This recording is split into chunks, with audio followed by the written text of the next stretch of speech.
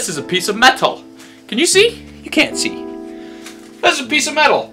I've actually gone and annealed it. When you get the top of the helmet done, that means when all the rivets are put in place and it's about the shape of somebody's head. See, like an egg. A really big egg. Like a Pokemon egg. Except you don't have to walk around for it to hatch because there's nothing inside of it. Not yet.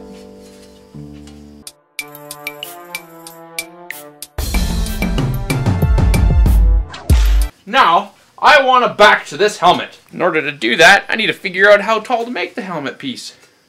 I'm going to pretend this is for me. Oh, that's pretty good. And look, the height's pretty good there.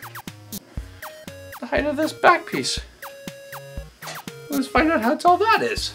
Huh, this piece here, the extra piece that I always leave on helmets to hold on to and grab onto, turns out it's about the right size right away.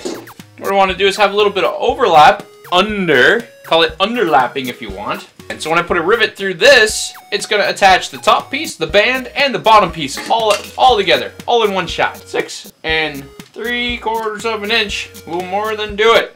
Let's cut this on the stool. There we go. And we can cut right on here. Now, something that I believe is a true statement, that every handyman worth his weight in construction materials should definitely leave all of his power tools plugged in at all times. It's a waste of time fiddling around with plugs. You can rig them to switches, or if you're like me, you just have them all connected to a bunch of splitters, but never use them all at the same time. That's just bad practice. Here's what I know about jigsaws. If you leave a little bit, it's easy to rip it off when you're done. Instead of having it go flying and breaking your blades, every time I get right about to the end of a really thick piece of metal with a jigsaw, the blade always breaks if I cut right through it. So, I leave the 1/8 of an inch, and then I remove it by hand like I just did.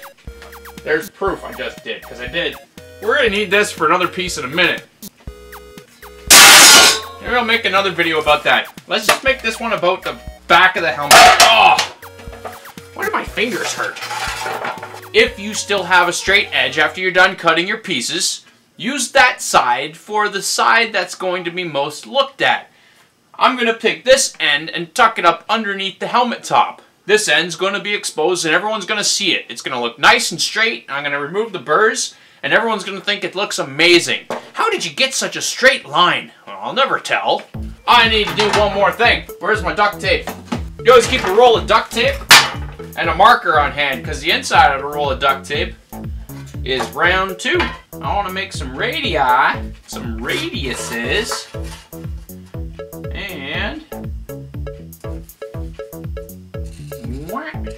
oh, my radius isn't too small. I'm sure it's not, because I've done that before.